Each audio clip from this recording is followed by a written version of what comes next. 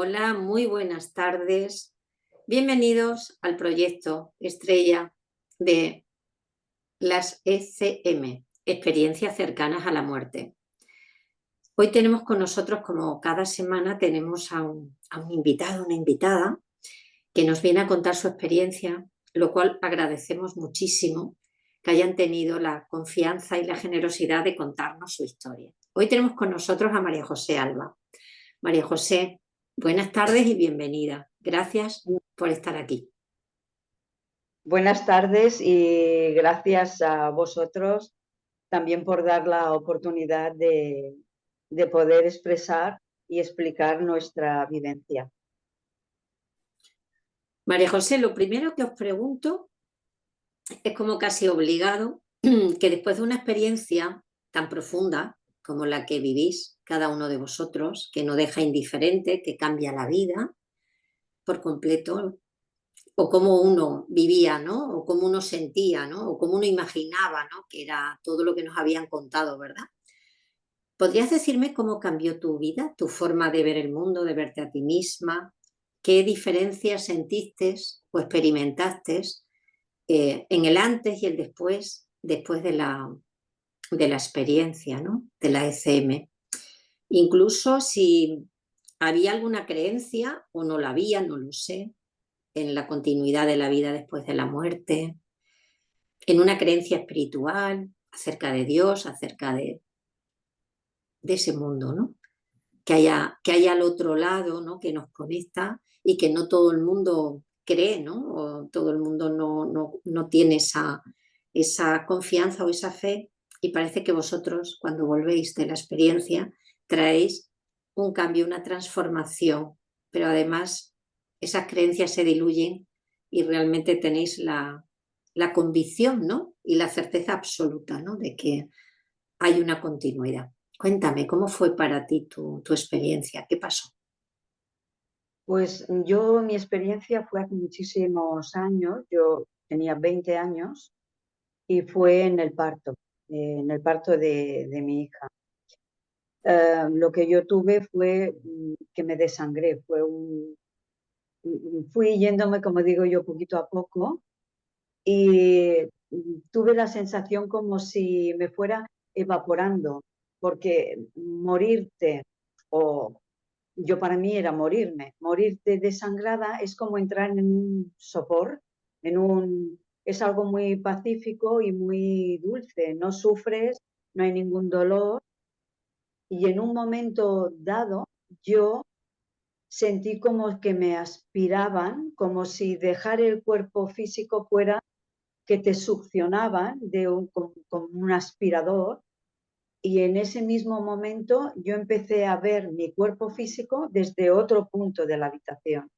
Es como si yo estuviera en el techo y yo podía verme en la cama. La sensación que yo tuve fue agradable. O sea, yo podía ver, podía oír, podía sentirlo todo, pero desde otro lugar, porque mi cuerpo estaba inerte, había perdido ya muchísima sangre. Y yo no sabía realmente, nunca supe lo que me pasó hasta tiempo después, porque yo era muy joven y para mí era un parto, mi primer parto, y yo ni siquiera sabía qué estaba pasando. Yo sabía que yo ya no estaba en mi cuerpo y sinceramente mi cuerpo a mí ya no me importaba nada. Era como si mi ser de verdad estaba fuera de mí. Ese cuerpo solamente me había servido un tiempo. Entonces yo es que estaba bien, estaba muy tranquila, estaba una cosa muy... es la temperatura, o sea, no hay frío, no hay calor, te sientes como si algo te envolviera. Supongo que es al no tener el cuerpo físico, que es lo que nos hace tener densidad en el mundo, en el mundo en el que vivimos. Claro, al comparar siempre prefieres el otro porque ya no hay dolor, no hay frío, no hay calor, no hay sufrimiento y tienes una visión como muy panorámica. Yo siempre digo que que es como si tuvieras visión por todos los ángulos. Por detrás puedes estar, podía ver el pasillo, podía ver la habitación, podía ver a mi marido hablando con la comadrona, o sea, podía ver cosas, pero yo estaba en un punto y sin embargo me estaba enterando de todo. Estaba incluso viendo la cuna de mi hija recién nacida al lado mío, pude visualizar cómo entraba una camilla, me subían en la camilla y yo estaba tumbada en la camilla de espaldas y vi como al salir le dieron un golpe a la cuna y la cuna se movió. Y yo pensé, ay, van a tirar la cuna. Eso es una cosa que siempre me ha quedado en la cabeza. Me vi pasar por el pasillo, vi entrar al quirófano, me vi en el quirófano, pude ¿Tú ver. dónde estabas, María José, en ese momento? ¿Desde dónde te veías? Yo me veía desde un techo, Desde- como si estuviera flotando por encima por de mí, encima de ti. por Ajá. encima de mí, pero por encima de mí, por encima de todo. O sea, yo tenía una visión que yo Vale. lo veía, lo controlaba, es como si estuviera, yo estaba aquí tumbada, pues yo lo veía así, todo. Sí, sí, panorámicamente, ¿no? Ujú. Sí, por eso digo que parecía que tenía visión por todos los ángulos. Yo pude ver al anestesista, pude ver cómo me ponían la vía, o sea, vi todo, pude verlo todo. Incluso recuerdo que el anestesista me zarandeó la cara y me dijo, María José, ¿puedes contar hasta 5? Y yo pensaba desde arriba, pero si yo no puedo ni abrir la boca físicamente, ¿eh? Yo desde fuera sí podía, pero mi cuerpo no podía hacer nada, estaba... Una cosa muy interesante, cuando estabas arriba, Sí, ¿podías verte a ti misma cómo estabas arriba? Es decir, ¿te podías no, apreciar? No, no, solo no. sentirte, ¿no? Que Yo estabas ahí. sí, pero es una convicción, era yo, o sea, yo estaba tan convencida de que mi yo real estaba fuera, esa era yo de verdad, la de la camilla no era yo, esa persona era solo una funda, algo desechable, como Cuando cuando un tú, jersey se nos sí, estropea y tiramos y compramos sí. otro, yo Y era el jersey. cuando tú te mirabas a Mm, esa funda, ¿tú sí, sentiste, o sea, sentías algo? ¿Simplemente sentías tranquilidad? ¿No iba contigo? ¿Cómo percibías lo que estaba ocurriendo? me daba igual, o sea, si no hubiera vuelto me hubiera dado igual, no me importaba. Es que ya no me importaba, ya no me identificaba con esa funda. En ese momento, al estar fuera,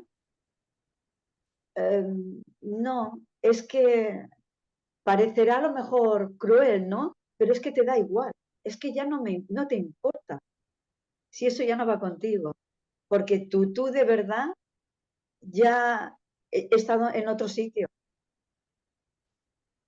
La que estaba en el techo era yo. Yo siempre digo, la del techo era yo. Y lo otro era un cascarón, una funda. Ujú.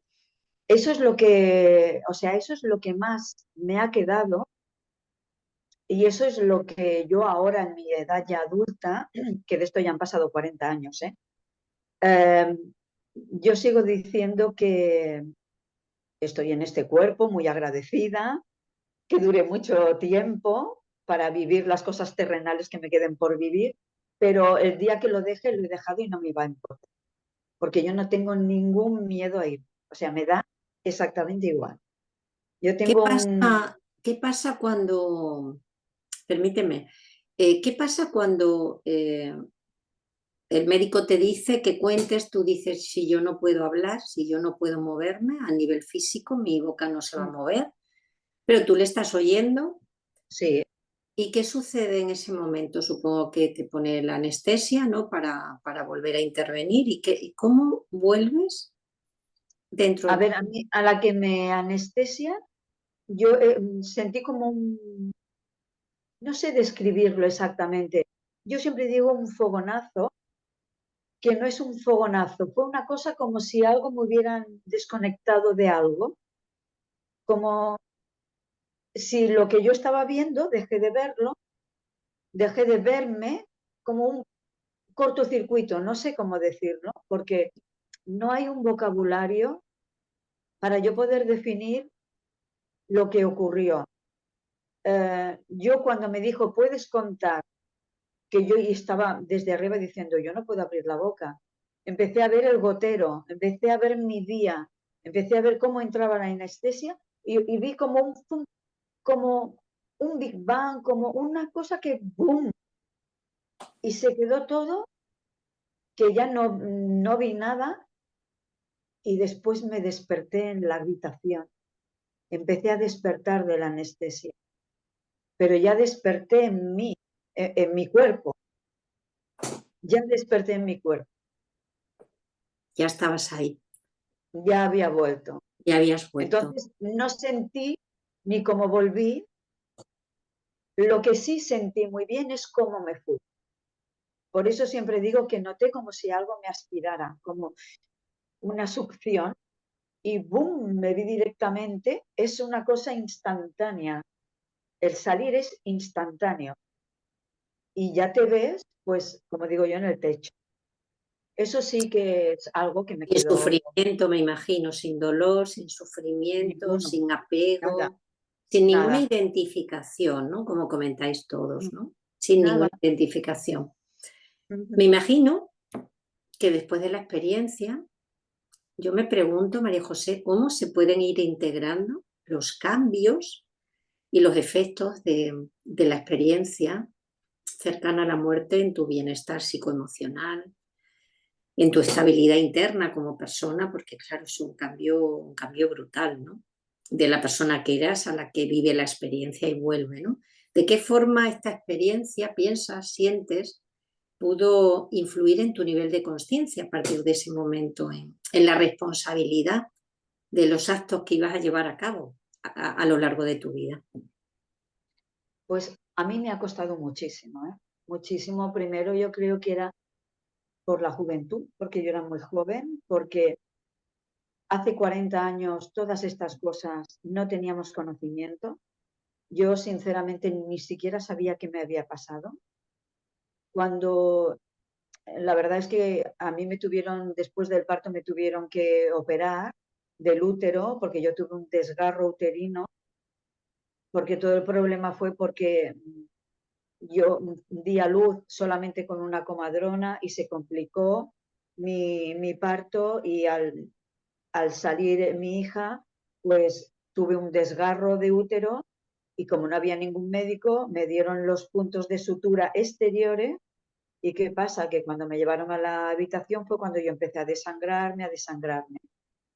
Bueno, mi primer parto, muy joven, yo después no sabía ni lo que me había pasado. Sí me dijeron que me habían tenido que operar, que habían tenido que reconstruir toda la pared del útero, que, que bueno, estuve mucho tiempo en el hospital y yo le dije a mi ginecólogo, me ha pasado una cosa muy rara.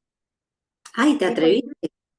yo le dije que me había pasado una cosa muy rara, pero yo me di cuenta que a mí nadie me hacía caso. Me decían, eso fue la anestesia. Y yo decía, pero si yo no estaba anestesiada.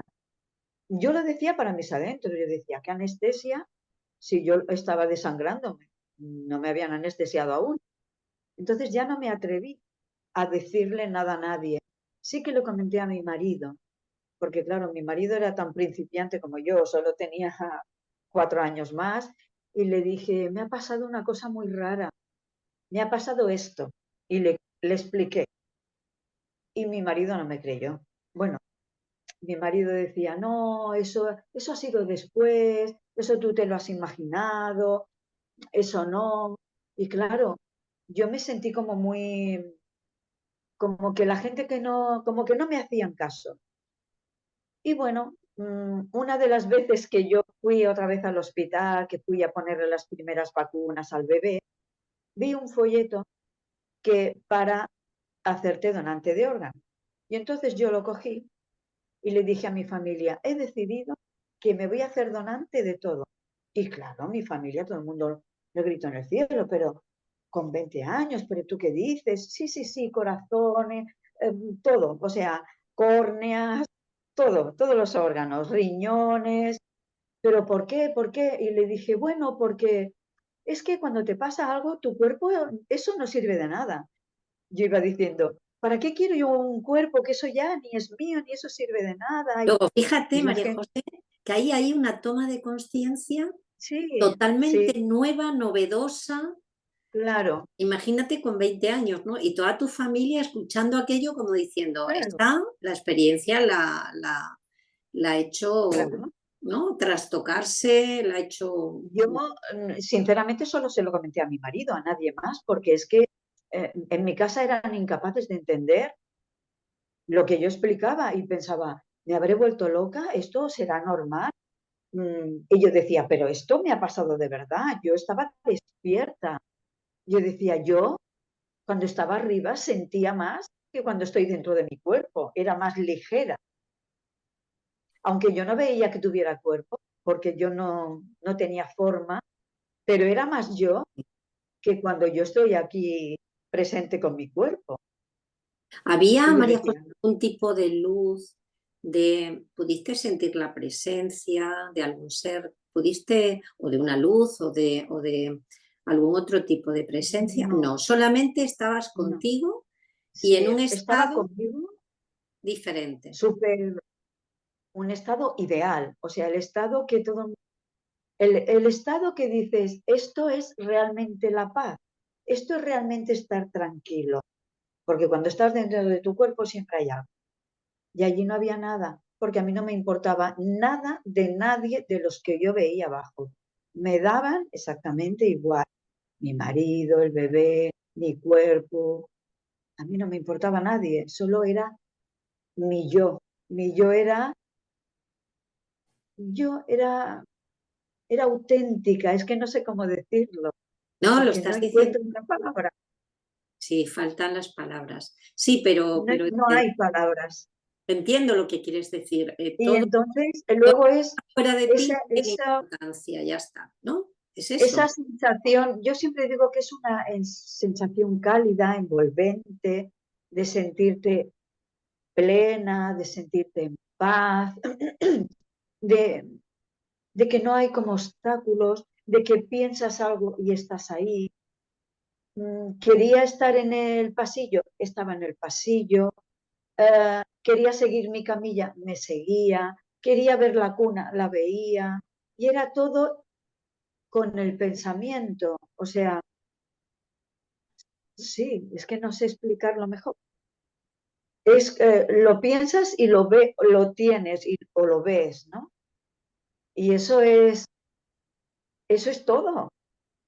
Claro, porque eso es lo que yo pensaba en ese momento. Yo luego después pensaba, a lo mejor, si mi pensamiento se hubiera dicho, pues ahora quiero estar en el Caribe, a lo mejor me hubiera encontrado en el Caribe.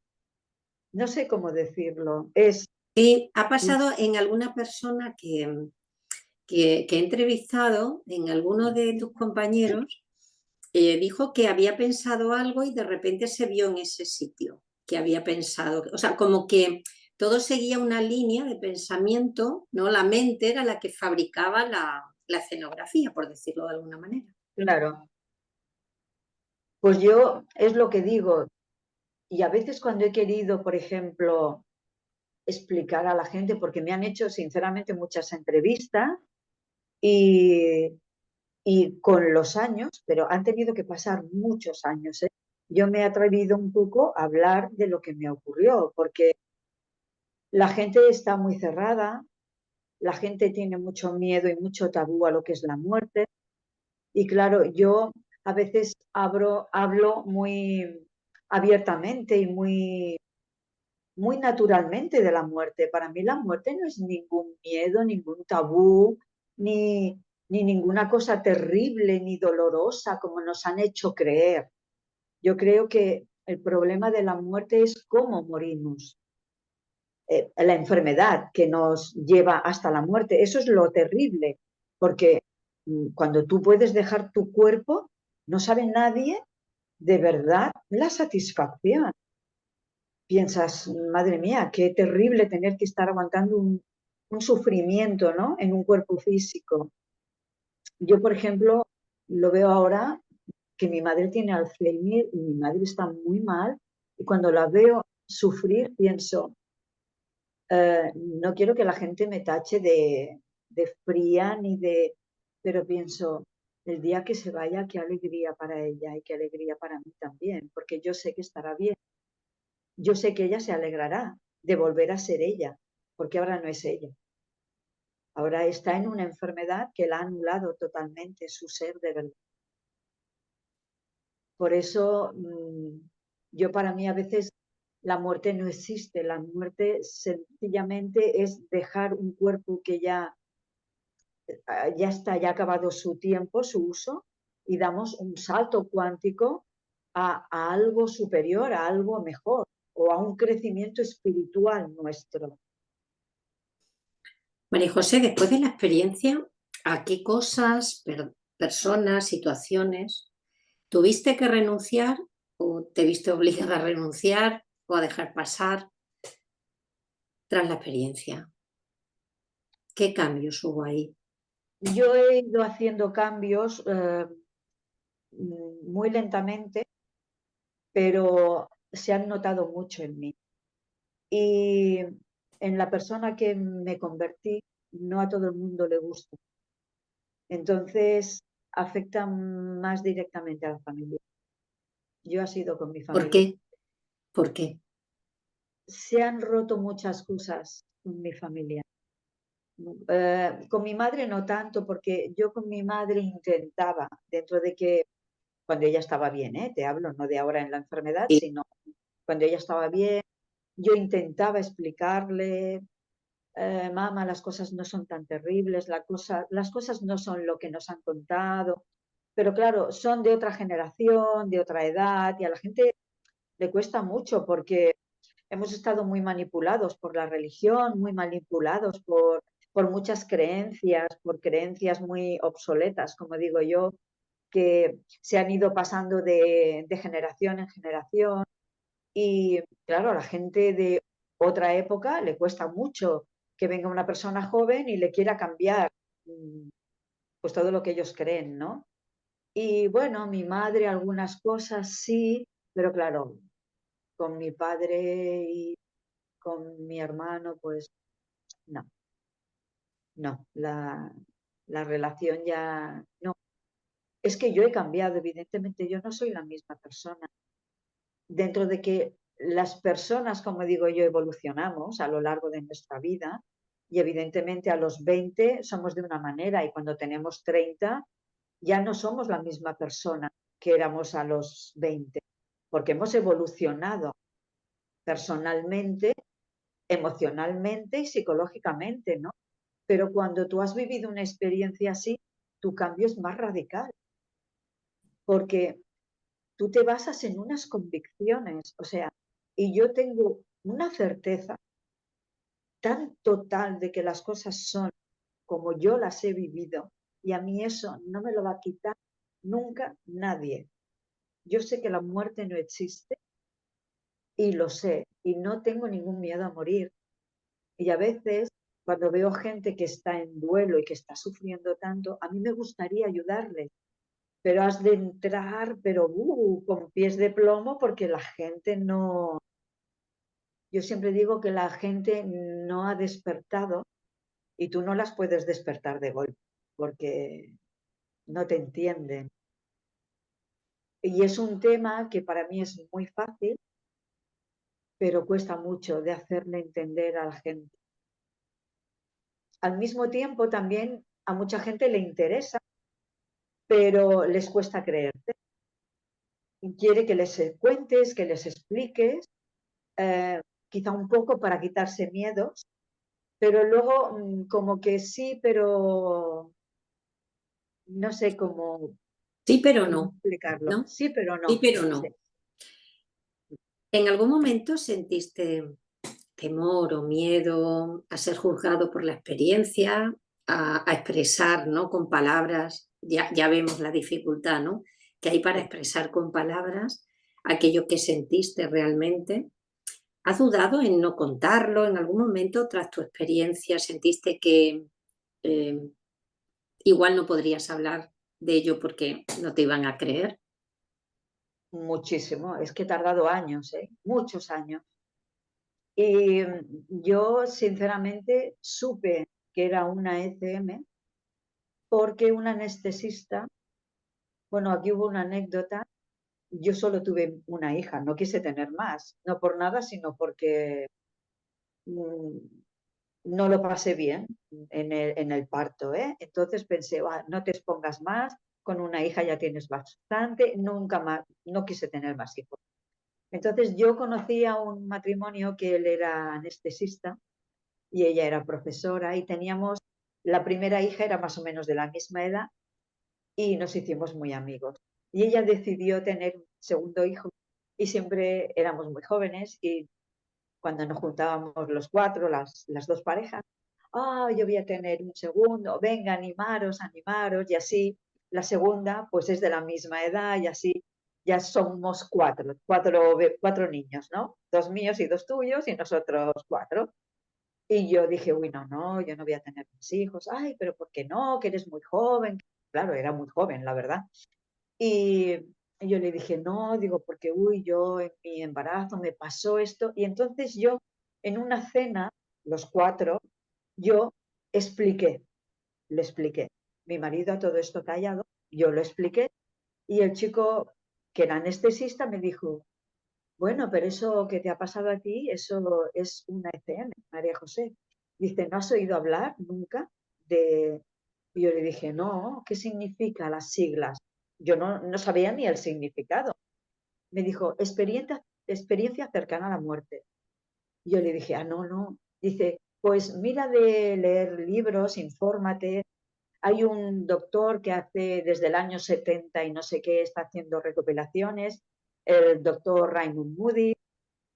Deberías de buscar la bibliografía y leer sobre el tema, que es muy interesante, que eso no te ha pasado solo a ti, porque yo decía, es una cosa que solo me ha pasado a mí. Imagínate la ignorancia. Yo decía que eso solo me había pasado a mí. Claro, cuando yo me enteré que lo que me había pasado a mí le estaba pasando a la gente continuamente, yo pensé, uy, pues entonces yo no soy tan rara como yo me creía que era rara y que por eso no lo hablaba. Y ya empecé. A partir de ahí sí que empecé yo un poco a investigar, a leer. Mi primera reseña fue el doctor Raymond Moody. Y bueno, ya a partir de aquí ya empecé a conocer a más médicos que se habían involucrado, que habían estudios o que se estaba empezando a recopilar. Y bueno, para mí me pareció súper emocionante porque empezaba a saber pues gente con paradas cardíacas, accidentes de tráfico, ¿sabes? Muchísimas cosas. Y la gente más o menos no era, perdón, no era exactamente igual todos, pero sí todos íbamos a parar a lo mismo. Todos más o menos sentíamos lo mismo. Y la certeza Y la gente, absoluta de que es real. es que es real, o sea, eso es, eso es más real que el hecho de que estemos hablando ahora tú y yo, ¿eh? O sea, es real. Y eso a mí me pasó de verdad. Y yo siempre lo digo, que el día que tenga que dejar este cuerpo, me iré tan tranquila, porque sé que voy a ir a otro lugar. O sea, solo muere tu cuerpo físico, pero tu alma, eso es eterno. Es una evolución, como digo yo. Es evolucionar. Evolucionar. ¿Cuál fue, María José, el desajuste o la desarmonía más importante que experimentaste tras la ECM? A veces es el miedo o mira, más que miedo era como vergüenza. O sea, yo tenía vergüenza de explicarle a un profesional o a alguien lo que me había pasado. a mí me costó muchísimo, muchísimo, muchísimo hablar del tema y empecé a hablar del tema abiertamente, abiertamente en público, porque claro que en casa o en privado o con algo en íntimo sí lo hablas, pero abiertamente mm, hará unos 5 o 6 años. Antes no. Y a mí me ocurrió hace 40, ¿eh? O sea que imagínate lo que para mí supuso eh, no contarlo. No lo contaba porque no me sentía cómoda ni segura. Sentía vergüenza porque pensaba que no me creían.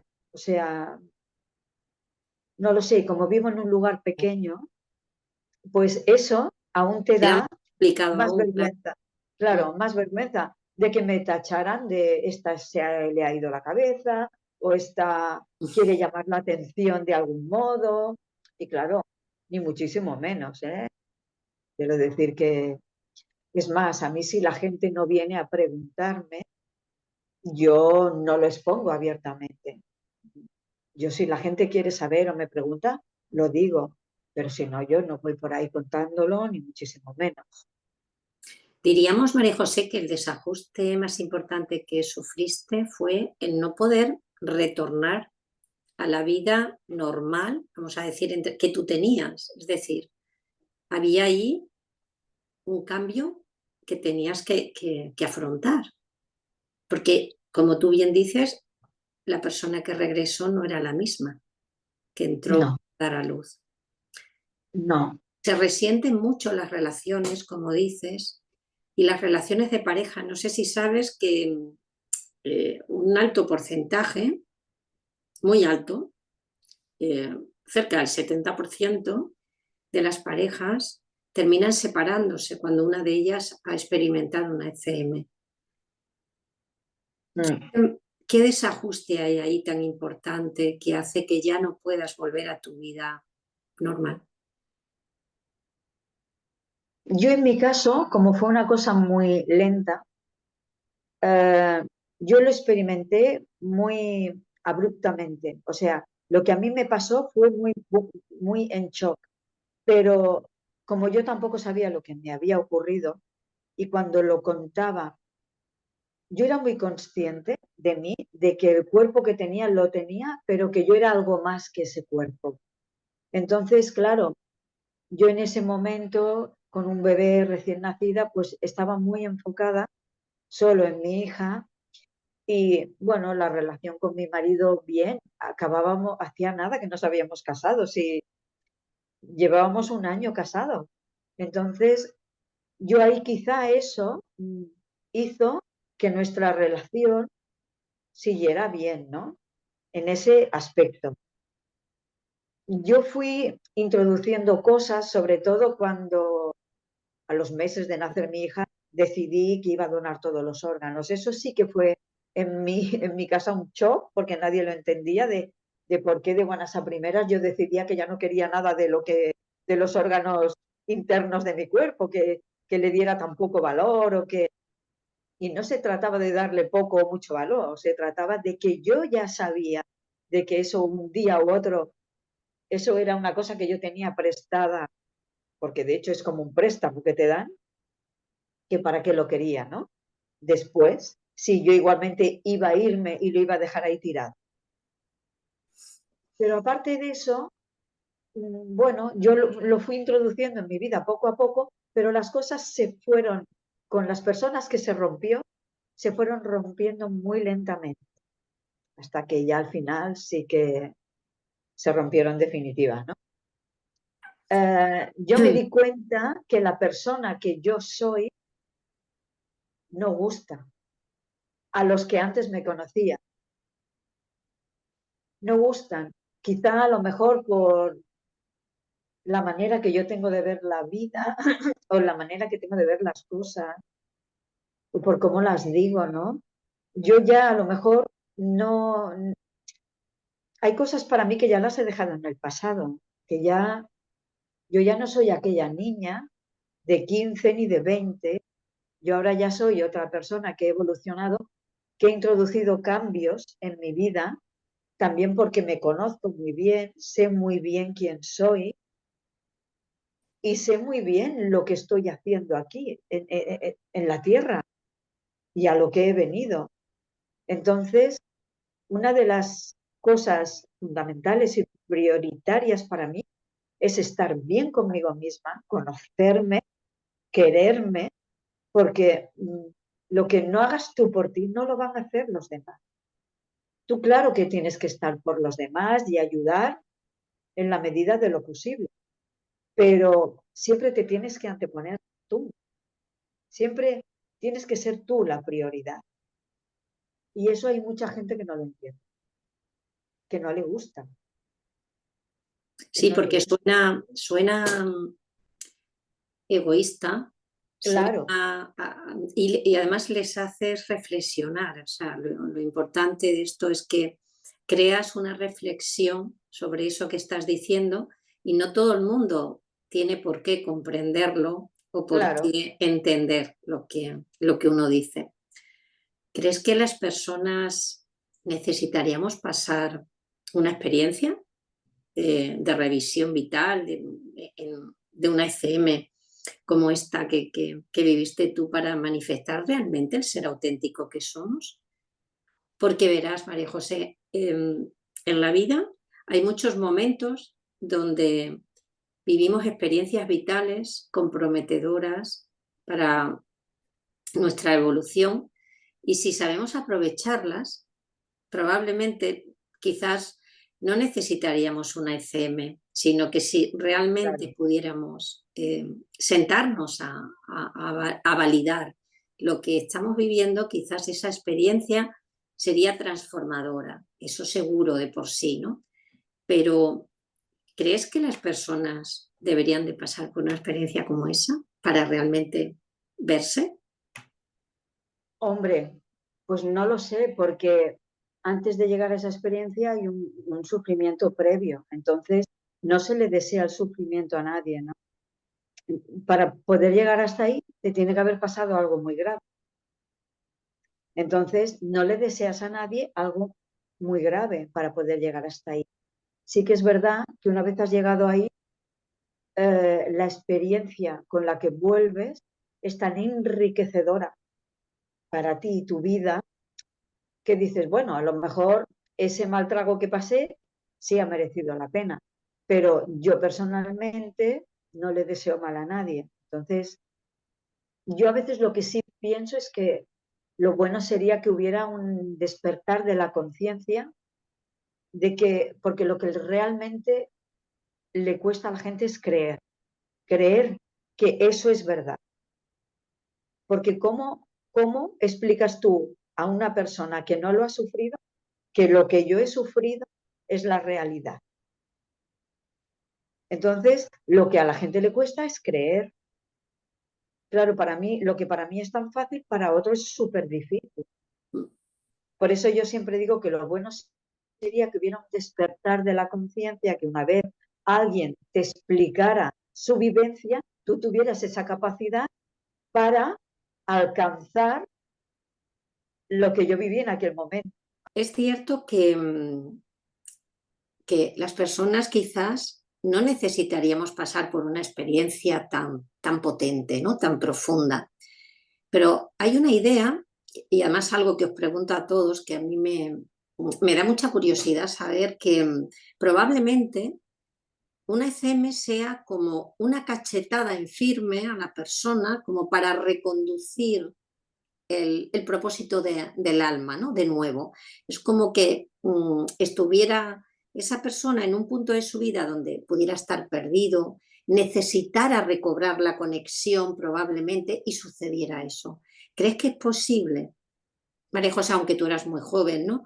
Y aún te quedaba mucho por vivir, pero ¿tú crees que es posible que una ECM sea la necesidad del alma de una manera más brusca, quizás más potente, intentar reconducir ese propósito de vida?